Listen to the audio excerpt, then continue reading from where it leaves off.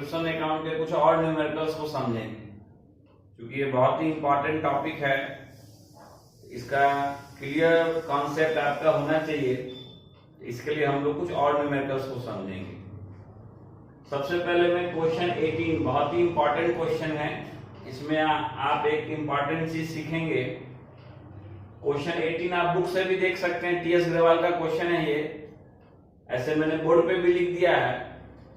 और हम लोग को बताना है कि सब्सक्रिप्शन से कितनी इनकम हुई। लिख रहा है during the year ended 31 March 2020।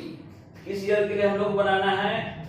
For the year ended 31 March 2020। तो जो ईयर 2020 को एंड होगा वो शुरू हुआ होगा 1 अप्रैल 2019।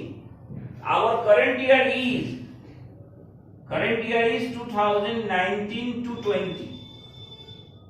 और इसके ठीक पीछे जो प्रीवियस ईयर है वो शुरू हुआ होगा 2018 और एंड हुआ होगा 2019। और इसके आगे जो नेक्स्ट ईयर है वो 2020 को शुरू होगा और एंड होगा 2021। किसी भी क्वेश्चन में जब आप डेट देखेंगे तो आपको पहले दिमाग में ये बैठा लेना होगा कि कौन हमारा करंट ईयर है, कौन प्रीवियस ईयर है और कौन नेक्स्ट ईयर है। तो हम लोग बना रहे हैं for the year ended 31 March 2020। यहां भी मैंने लिख दिया है सब्सक्रिप्शन अकाउंट। इसका फॉर्मेट तो आप लोग पहले भी मैंने बताया था पहले के वीडियो में। For the year ended 31 March 2020 मैंने आपको बताया था कि क्रेडिट साइड में बाई कैश या बैंक के नाम से हम लोग total subscription receive during the year, चाहे वो करंट ईयर से रिलेटेड हो, चाहे वो प्रीवियस ईयर से रिलेटेड हो, चाहे वो नेक्स्ट ईयर से रिलेटेड हो, टोटल सब्सक्रिप्शन रिसीव को यहां हम लोग बाई कैश के नाम से प्लेस करेंगे। तो आप देखिए क्वेश्चन में दे रहा है subscription received by King's Club were 4,09,000, including 5,000 for the year ended March 2019। पिछले साल का इसमें इंक्लूडेड है 5,000 and 10,000 for the year ended March 2021। ये नेक्स्ट ईयर का हो गया। हम लोग बना रहे हैं 2020 और ये मिल गया हमको 2021, आगे के लिए मिल गया। 10,000 नेक्स्ट ईयर का मिल गया, 5,000 पिछले साल का था। सब मिलाकर हमें टोटल कितना मिला?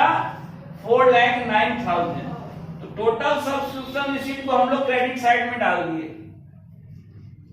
और इधर हम लोग को दो चीज और क्रेडिट करना है, total outstanding subscription eight the and. इसको टोटल आउटस्टैंडिंग इसलिए मैं लिखता हूं कि इसमें दो तरह का आउटस्टैंडिंग होता है। एक जो करंट ईयर है उससे रिलेटेड आउटस्टैंडिंग, जिसको हम लोग बोलेंगे आउटस्टैंडिंग ऑफ करंट ईयर, और एक पिछले साल का जो आउटस्टैंडिंग था शुरू में, उसमें से कुछ मिल जाएगा और कुछ अभी भी ड्यूज है। पिछले साल का जो बचा हुआ ड्यूज है eight the end of current year, उसको हम लोग बोलेंगे balance outstanding of previous year. ये दोनों अमाउंट कैसे आया ये बताएंगे। तो टोटल आउटस्टैंडिंग, इनमें दो तरह का आउटस्टैंडिंग है। एक है करंट ईयर का आउटस्टैंडिंग जो केवल करंट ईयर से रिलेटेड है, और एक पिछले साल का बचा हुआ आउटस्टैंडिंग। उस दोनों को जोड़ देंगे तो टोटल आउटस्टैंडिंग एंड आएगा। हम लोग क्वेश्चन आगे पढ़े हैं। At the end of 31 March 2020, ये हमारा करंट ईयर है। तो करंट ईयर के एंड में subscription outstanding for the year ended March 20 were 15,000। ये लाइन बहुत इंपॉर्टेंट है। For the year ended March 2020। यदि ये लाइन नहीं होता for the year ended March 2020 और सिर्फ इतना लिखा रहता है कि at the end of 31 March 2020 subscription outstanding 15,000, तो हम लोग उसको टोटल आउटस्टैंडिंग इंड मानते हैं। लेकिन क्वेश्चन में क्लियर कर दिया है कि फॉर द ईयर एंडेड मार्च 20, ये जो अमाउंट है ये केवल इस साल का ड्यूज है, इसलिए इसको हम लोग किस नाम से लिख देंगे, आउटस्टैंडिंग ऑफ करंट ईयर। जब क्वेश्चन में क्लियर कर दे कि यह जो आउटस्टैंडिंग है eight the end of current year ये केवल इसी साल का है, तो उसको टोटल आउटस्टैंडिंग इंड नहीं मानेंगे, उसको हम लोग लिख देंगे outstanding of current year. The subscription due but not received at the end of March 2019 were 8000। पिछले साल कितना ड्यूज था, 8000, उसको डेबिट में लिखेंगे आउटस्टैंडिंग बिगिनिंग। पिछले साल के ड्यूज को आउटस्टैंडिंग बिगिनिंग के नाम से इस अकाउंट के डेबिट में लिख देंगे 8000। और शुरू में ही बोला था कि पिछले साल का आपको कितना रिसीव हुआ इस साल, पिछले साल का 5000 रिसीव हुआ, जबकि पिछले साल ड्यूज कितना था, 8000। पिछले साल 8000 के ड्यूज में 5000 रिसीव हो चुका है, दैट मींस अभी भी पिछले साल का 3000 ड्यूज है eight the end of current year. उसको हम लोग बचे हुए 3000 को इसी में से 5000 मिल गया और 3000 अभी भी ड्यूज है, उसको यहां लिख देंगे balance outstanding of previous year 3000। तो करंट ईयर का ड्यूज है 15000 और पिछले साल का बचा हुआ ड्यूज है 3000, total dues at the end हो गया 18000। तो ये अमाउंट हम लोग समझ गए, ये भी समझ गए, ये भी समझ गए, इसके अंदर का जो इंग्रेडिएंट है वो भी समझ गए। और नेक्स्ट ईयर का जो मिल गया 10,000 2021 का, उसको हम लोग डेबिट में लिख देंगे एडवांस इंड के नाम से। और लास्ट लाइन है मार्च 2009 को आउटस्टैंडिंग था 8000 and subscription receive in advance on the same date, यानी ये भी मार्च 19 के लिए बोल रहा है एडवांस। पिछले साल का कितना एडवांस था, 18,000। पिछले साल का ड्यूज था 8000 और पिछले साल का एडवांस था 18,000। पिछले साल के ड्यूज को आउटस्टैंडिंग बिगिनिंग बोलते हैं और पिछले साल जो एडवांस रिसीव हुआ उसको हम लोग एडवांस बिगिनिंग बोलते हैं। तो पिछले साल जो एडवांस मिला उसको एडवांस बिगिनिंग के नाम से हम लोग क्रेडिट करेंगे 18,000। कुल मिलाकर सबसे पहले हम लोग सब्सक्रिप्शन रिसीव को लिख दिए 4,09,000।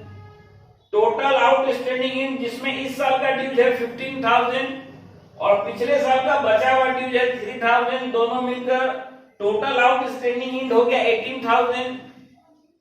एडवांस बिगिनिंग जो पिछले साल 19 में मिला था 18,000, ये दो चीज क्रेडिट होता है, इस दोनों का अपोजिट दो चीज डेबिट होता है। पिछले साल का जो टोटल ड्यूज था 8,000 और नेक्स्ट ईयर के लिए जो एडवांस मिला है 2021 के लिए, वो एडवांस इनके नाम से यहां लिख दी।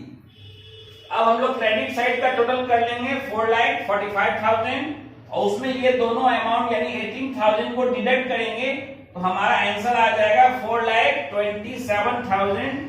This is the balancing figure and this is the answer of this question. It is the amount of income from subscription which should be credited to income and expenditure account at rupees 4,27,000. This is the answer of this question. एक और question हम लोग समझेंगे जो कि इस topic का last question है। इसमें आपको इनकम फ्रॉम सब्सक्रिप्शन तो कैलकुलेट करना ही है, साथ ही साथ उसका प्लेसमेंट दिखलाना है किसमें जाकर, इनकम एंड एक्सपेंडिचर अकाउंट में, और सब्सक्रिप्शन से रिलेटेड आइटम का प्लेसमेंट दिखलाना है पिछले साल के बैलेंस शीट में और करंट ईयर के बैलेंस शीट में।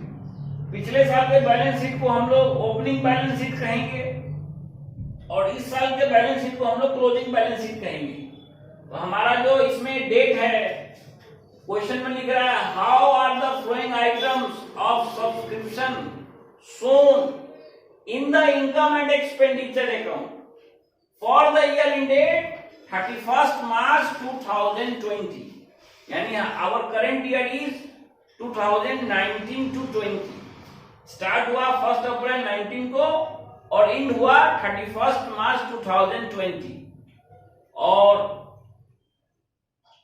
आगे लिख रहा and balance sheet as at March 19 and 20। मार्च 19 का बैलेंस शीट और मार्च 20 के बैलेंस शीट को नहीं बनाना है, बल्कि उसमें इस आइटम्स को, फॉलोइंग आइटम्स को शो करना है। सबसे पहले हम लोग सब्सक्रिप्शन अकाउंट बनाएंगे ताकि हमें पता चले कि इनकम फ्रॉम सब्सक्रिप्शन कितना है। इनकम फ्रॉम सब्सक्रिप्शन की अमाउंट कितनी है, जिसको हम लोग क्रेडिट करेंगे कहां जाकर, इनकम एंड एक्सपेंडिचर अकाउंट के सीआर साइड यानी इनकम साइड में क्रेडिट करेंगे बाय सब्सक्रिप्शन के नाम से। इसके लिए हम लोग अकाउंट बना लेंगे और आप देखिए पहला इंफॉर्मेशन है subscription receive during the year. तो आप लोग जानते हैं कि सब्सक्रिप्शन रिसीव्ड को हम लोग क्रेडिट साइड में लिख देते हैं बाय कैश या बैंक के नाम से।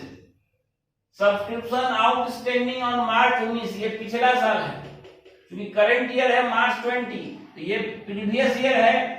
प्रीवियस ईयर के आउटस्टैंडिंग को हम लोग आउटस्टैंडिंग बिगनिंग के नाम से यहां लिख देंगे। पिछले साल कितना बाकी था, 30,000। Subscription received in advance on March 19 and subscription received in advance on March 20। ये पिछले साल का जो एडवांस है 22,500, उसको एडवांस बिगनिंग के नाम से क्रेडिट कर देंगे। और यह जो करंट ईयर का एडवांस है 13,500, इसको एडवांस एंड के नाम से डेबिट कर देंगे 13,500। सब्सक्रिप्शन आउटस्टैंडिंग ऑन मार्च 20, इसमें सिर्फ इतना लिखा है कि मार्च 20 को आउटस्टैंडिंग है 37,500। इसमें ये नहीं लिखा है कि for the year ended March 20, that means it is the total amount of outstanding subscription. तो टोटल आउटस्टैंडिंग कितना है, 37,500। ऐसे क्वेश्चन में क्लियर कर दिया है कि इसमें पिछले साल का कितना इंक्लूड है, including 12,500 for the year ended March 19। इसमें पिछले साल का इंक्लूड है 12,500। तो यदि आप ये जानना चाहते हैं कि इस टोटल आउटस्टैंडिंग, यदि हम लोग ये जानना चाहते हैं कि जो टोटल आउटस्टैंडिंग है 37,500, जिसमें पिछले साल का इंक्लूडेड है 12,500, तो करंट ईयर का कितना आउटस्टैंडिंग है। तो इस टोटल आउटस्टैंडिंग 37,500 में पिछले साल के आउटस्टैंडिंग 12,500 को लेस कर देंगे, तो हमें पता चल जाएगा कि करंट ईयर का इसमें कितना आउटस्टैंडिंग इंक्लूडेड है, 25,000। और क्रेडिट साइड का टोटल हम लोग कर लेंगे, उसमें डेबिट साइड के आइटम को लेस करके हमारा आंसर आ जाएगा 3,75,000, जो कि इनकम एंड एक्सपेंडिचर अकाउंट के क्रेडिट साइड में जाकर प्लेस कर देंगे। क्योंकि इस क्वेश्चन में कहा था कि बताओ फॉलोइंग आइटम्स को इनकम एंड एक्सपेंडिचर अकाउंट में आप कैसे शो करोगे। तो पूरे आइटम नहीं जाएंगे, जो आंसर आया है 3,75,000 वो जाकर क्रेडिट हो जाएगा इनकम एंड एक्सपेंडिचर अकाउंट के क्रेडिट साइड में। साथ ही हमें क्वेश्चन में कहा गया था कि बताओ ये सब आइटम बैलेंस शीट में कैसे शो होंगे। मार्च 19 के बैलेंस शीट और मार्च 2020 के बैलेंस शीट में कैसे शो होंगे। तो आउटस्टैंडिंग सब्सक्रिप्शन का जो अमाउंट है वो एनपीओ के लिए एसेट है, क्योंकि यह अमाउंट एनपीओ को अपने मेंबर से लेना है। सब्सक्रिप्शन की जो बकाया रकम है वो एनपीओ को लेनी है, इसलिए वो एसेट है। तो पिछले साल आप देखें मार्च 19 में आउटस्टैंडिंग सब्सक्रिप्शन था 30,000, इसलिए उसको हम लोग पिछले साल के बैलेंस शीट के एसेट में लिख दिए। और इस साल मार्च 20 के एंड में आउटस्टैंडिंग है 37,500, चाहे इसमें पिछले साल का भी इंक्लूडेड शामिल है, उससे कोई मतलब नहीं है, हमको टोटल अमाउंट को दिखलाना है। तो मार्च 20 को total amount of outstanding subscription है 37,500, whether relates to current year or previous year, it doesn't matter. दूसरी तरफ जो एडवांस सब्सक्रिप्शन हम लोग आगे का ले लिए, आगे का जो इनकम हम लोग लेते हैं वो हमारे लिए क्या है, लायबिलिटी है। इसलिए एडवांस सब्सक्रिप्शन के अमाउंट को हमेशा बैलेंस शीट के लायबिलिटी साइड में प्लेस करेंगे। तो आप देखें पिछले साल मार्च 19 में एडवांस कितना आया था, 22,500। उसको मार्च 19 के बैलेंस शीट के लायबिलिटी साइड में लिख देंगे सब्सक्रिप्शन रिसीव्ड इन एडवांस 22,500। और उसी तरह करंट ईयर 2020 में एडवांस आया है 13,500, उसको मार्च 2020 के बैलेंस शीट के लायबिलिटी साइड में लिख देंगे एडवांस सब्सक्रिप्शन 13,500। इस टॉपिक से रिलेटेड जो भी क्वेश्चंस और एग्जांपल्स मैंने आपको बताया है उसको आप लोग कंप्लीट कर लेंगे।